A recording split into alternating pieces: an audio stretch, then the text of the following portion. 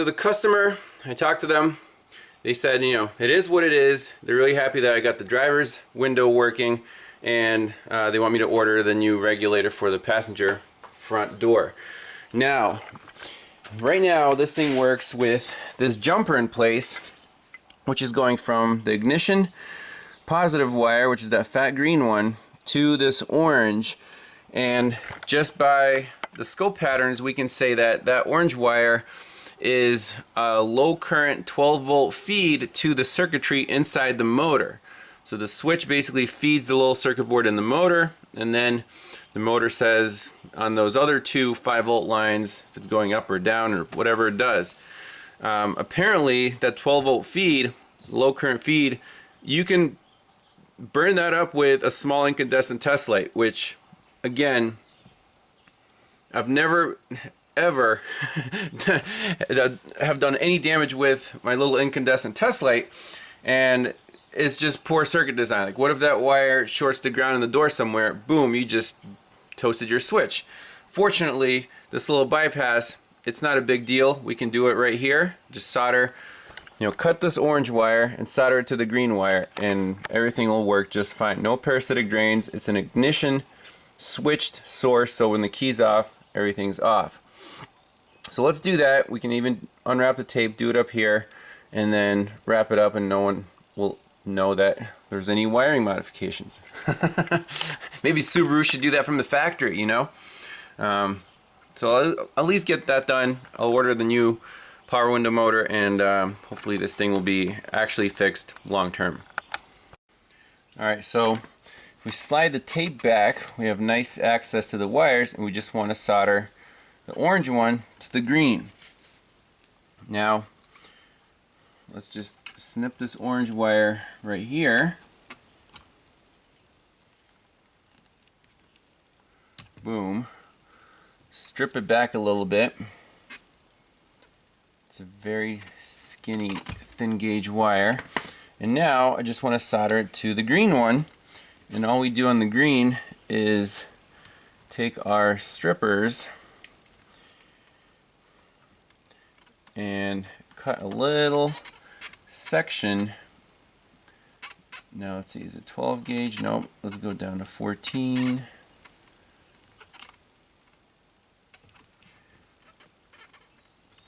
You just want to expose a little copper in here.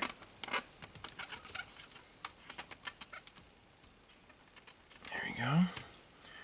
Like so.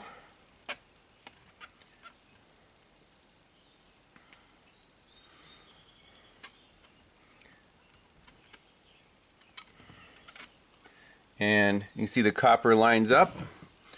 So we're going to solder the orange to the green and just wrap that with some tape. Alright, here we go. Press the magic button. Instant heat.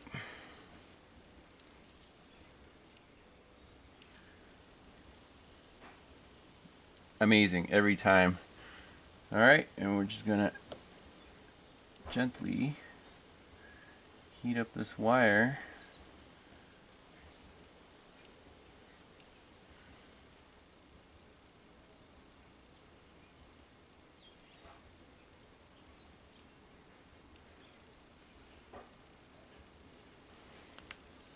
And that's it.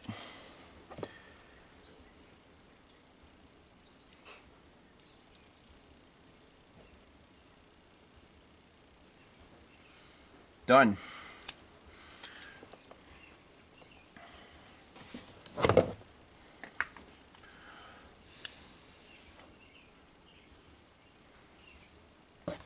And just to verify, ignition on,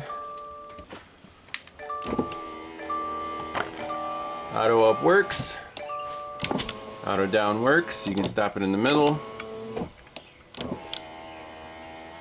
Sweet. So to complete the repair, I wrap that joint in a little bit of tape, and we can slide the original tape right over everything. It should work quite nicely. And no one will ever know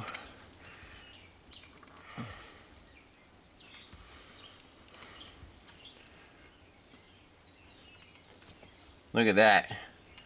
OEM. Sweet. So just put that back in the door and do the same to the passenger side.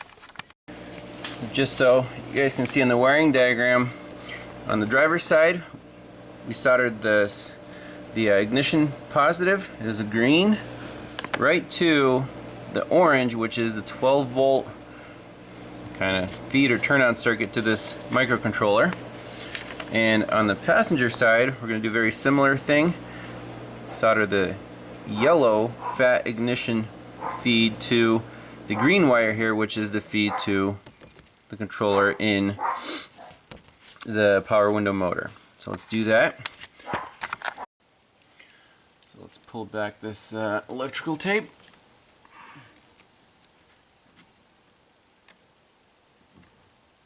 Alright, awesome. And it's going to be this green to this yellow right here. See if we can sneak it through. So basically right there I want to do the splice. So we'll do the same procedure. Boom. Some heat on the wire.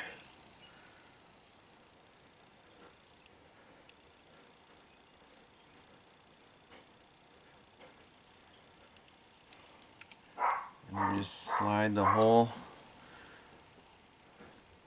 tape right back over. So now for a final check, hook up our test light.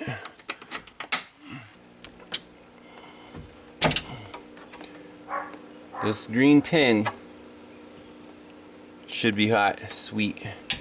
That's all we need.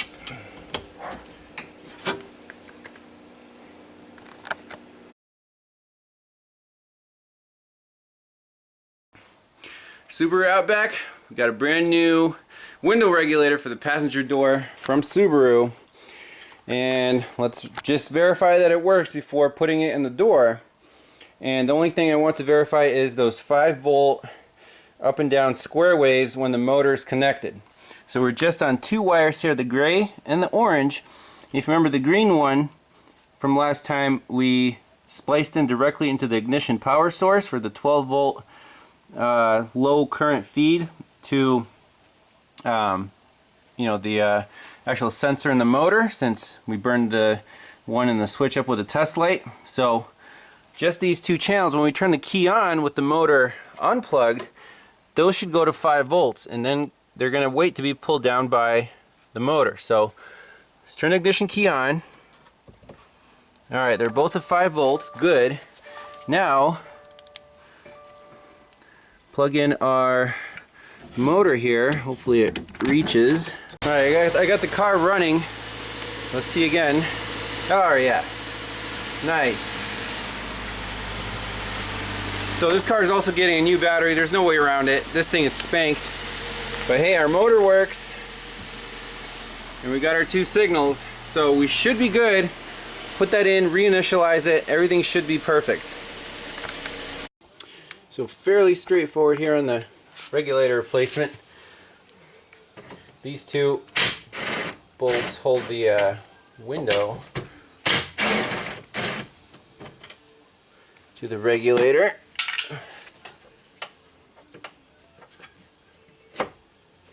So that rests down there. And we have 1, 2, 3, and 4. Holding the slider piece on. And 3 holding the motor.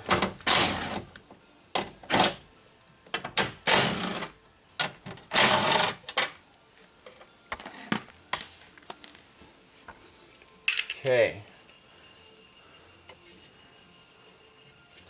So let's get the motor out of here. That's good. Now the actual regulator assembly.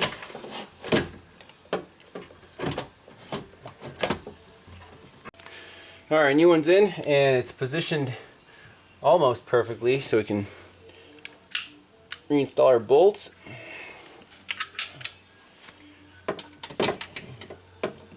And the motor.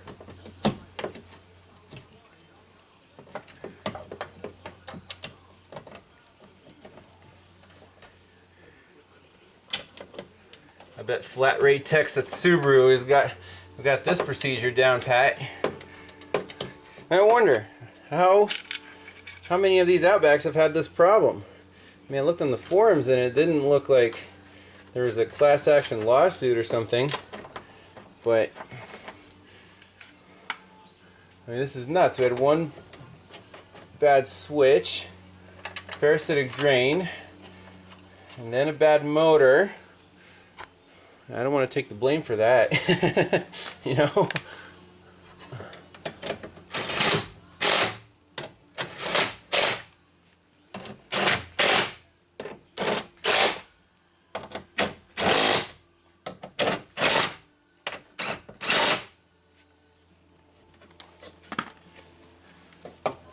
Plug this guy in, and I want to lower this one so we can actually see the bolt holes line up. That one is almost there.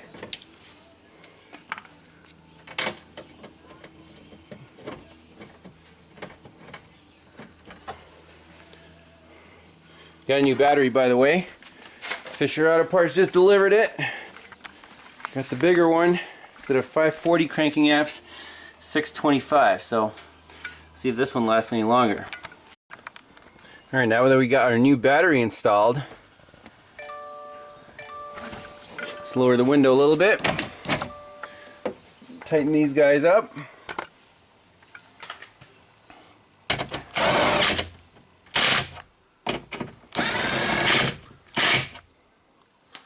Alright, so now I should be able to initialize, right? 1001, auto down, auto up,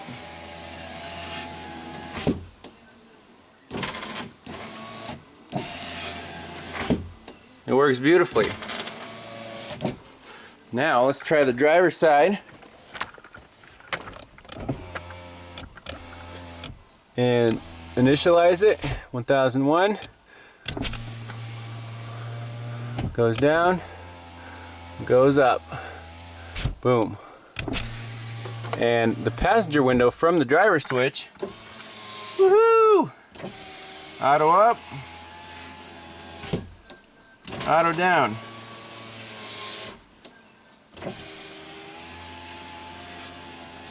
And it's not doing that weird thing up top anymore. I think we got her. Finally. So, fixed. What do you guys think of that case study? That must have been the most frustrating, all over the place. Couldn't nail the right parts. I mean, TSBs, yes, the switches are known to be bad apparently, but hey, the motor is bad too, and the passenger door, even though initially it wasn't. We have a parasitic drain, just all over the place, but now the car is 100% fixed, and that's that. So leave your comments below. Tell me what you think about your Subaru power windows. This is probably the craziest power windows case study I've come across yet, but the cars are getting more complicated, and I think that's the way forward. So it is what it is. Thanks a lot for watching. We'll see you next time. Bye-bye. Well, a few final thoughts on the Subaru Power Windows Saga. Hope you guys enjoyed parts 1 and 2. I had a blast reading the comments. A lot of interesting thoughts on that. Some people are like, oh man, I'm not going to use a test light ever again. No, don't be so quick to blame the test light. It's one of the safest testing tools out there. A little incandescent test light, up to 200 milliamps. Again, this is the only case where I actually damaged a component by using a test light. And I challenge all of you, if you have experience with test lights, write down in the comments, have you ever damaged anything by poking around with a test light? To ground, to power, whatever. I haven't seen any other circuits that aren't protected and you can't just pull down or pull up. Even logic circuits, like a 5-volt reference, you pull that up with a 12-volt test light, you shouldn't damage anything. But in this case, well, the switches, again, leave a little something to be desired, not reliable. You know, they have high current running through the circuit boards. It's all little chips and transistors that aren't protected apparently, and they fail. So on this Subaru, what were the 2 parts that failed without, you know, other things causing them to fail? So the driver's side switch, they got stuck on, draining the battery, killing the battery completely, and disabling the driver's side window. On the passenger side, remember when we first started the diagnosis, the passenger window would go up and then it would come right back down. It was like, you know, a mechanical hang-up. However, with the new regulator, that doesn't happen. So this motor assembly was on its way out before we even touched it, and then by playing around with it, boom, it finally gave up the ghost. So on these Subarus, apparently the switches have problems and the motors as well. So for a little bonus footage, I have the old regulator right here, and I want to see what's inside of here that caused this failure. So the motor itself is obviously fine, but there's some encoders on here with logic that apparently failed. So let's tear it apart and see what's inside. Alright, here we go. First I want to separate the cables from this thing so we can work on it a little easier. Let me just pry this cover off with a screwdriver. Looks like it's just crimped on here. Shouldn't be too hard.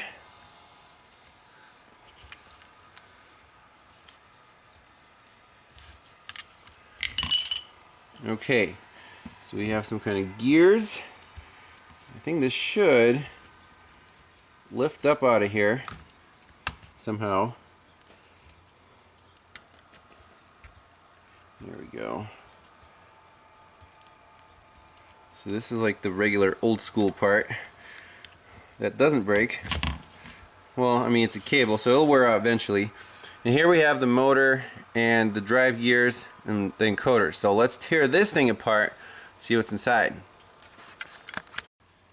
Alright, so on the back side there's another little metal cap that we can gently pry off, looks like.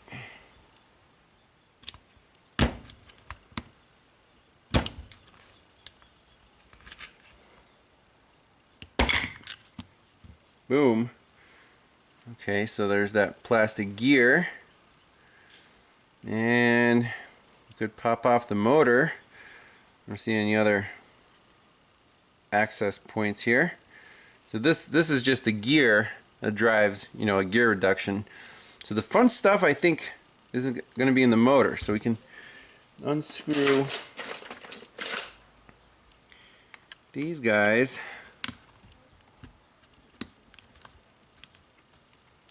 By the way, it's made by Mitsuba, which is a very well-known Japanese company. But hey, Mitsuba manufacturing by CMM. What is CMM? I don't know. Doesn't say made in Japan anywhere.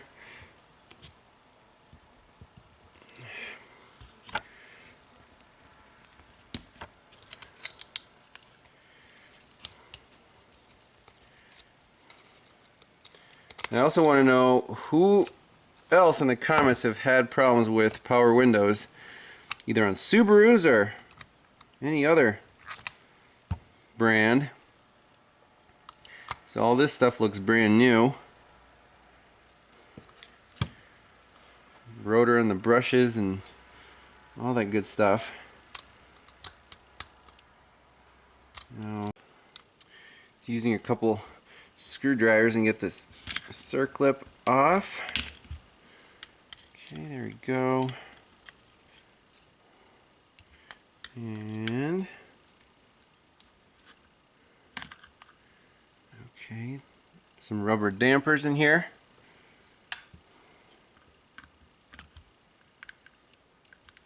I guess we can take off the whole gear assembly.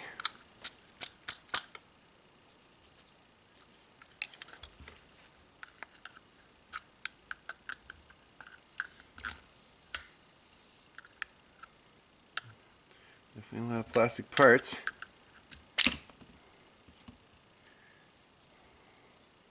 Okay. Now, can we slide this sucker out? Yes, we can. So where are those encoders?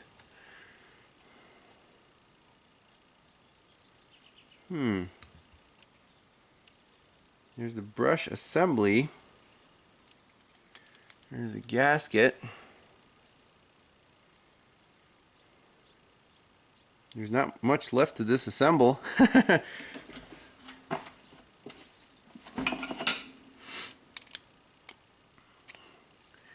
Get the smaller Phillips on here. So I think these two guys.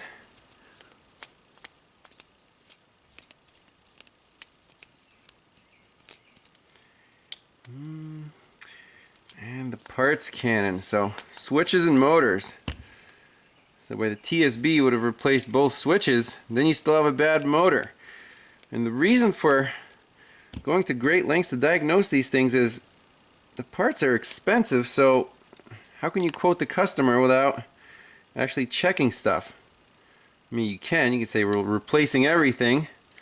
That'll fix your problem, sure. But, you know, not a huge fan of that. That's the whole, it goes against the whole philosophy.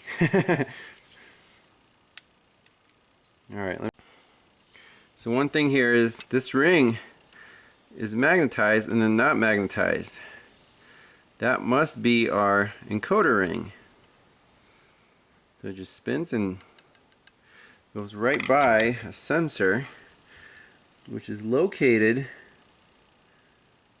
in that plastic housing. Right in here. It's behind the plastic so you can't see it. That's where it definitely is. So I don't know if we can, I mean, this thing was assembled in here somehow. Just want to try to I mean, we don't really care if we break this thing, right?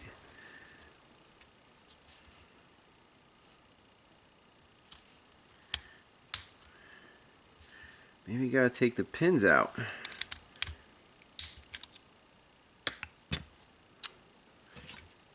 Take the connector out. Okay. Ah.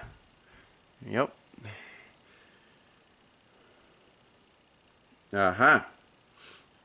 So that's your power and ground going to the motor with a built-in circuit breaker. Obvious. Now, this is our problem. 4 pins. This is our culprit. So you actually see a burn mark in here, which is nuts. Can we pop that little circuit board out? I think we can see the problem right in here. So this is our magnetic encoder, the one that gives little square waves. Alright, we're going for the side cutters. This plastic, I'm just gonna chew it off and try not to harm the board because I want to see what's on the board. What exactly failed? I'm sure you guys want to see that too. And the burn mark is somewhere in the middle. And this would not happen just because you hold your button down, I don't think. This is a low current just sensing circuit. So something in here, see there's the burn mark on the plastic.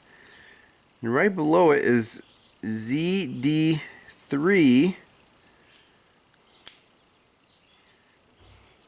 Okay. So all your electrical engineers, tell me what that component is. Point to it with a pick. It's really small. That guy right there. So we'll do a zoom in shot. Let me get more of this plastic off, and maybe Graham can clue us in on exactly how this circuit's designed. Alright, here we go. So this is the back side of the board. We got 4 input pins, so that really weak 12 volt reference that I fried with the test light coming from the switch, a ground, and then the 5 volt signal pins that pull the 5 volt, comes in from the switch, and these things pull it to ground as the motor is spinning. Okay, so we have on this back side R1, D1, and ZD1. Again, you would think that D is diode and ZD may be Zener diode. The numbers on here are a little hard to read. For anyone who's interested, there's a 22B. Then on the front side, we have 2 circuits that look identical. C1 capacitor, U1 power transistor, looks like, that would pull that 5 volt reference down. R2 resistor, 100 ohms, and ZD2.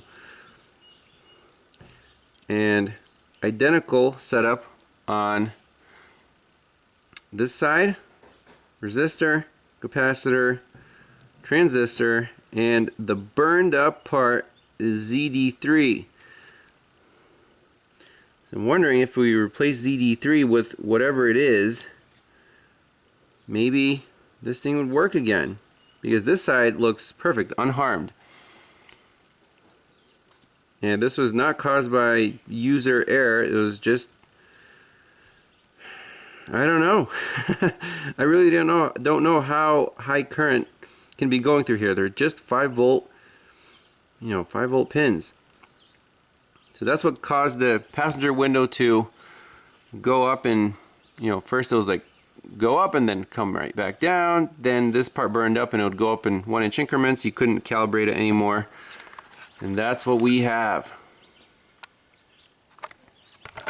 So I think that's it. We beat this one to death. And if you're diagnosing Subaru power windows, now you know exactly what to check with the scope, what those 3 wires should be, the skinny ones, and the 2 fat ones. That's just regular power and ground to the motor. That's it. So comments down below. This is an awesome case study. I got a whole backlog of more case studies to come. I just haven't had time to post them. So stay tuned for more, and we'll see you next time. Bye-bye.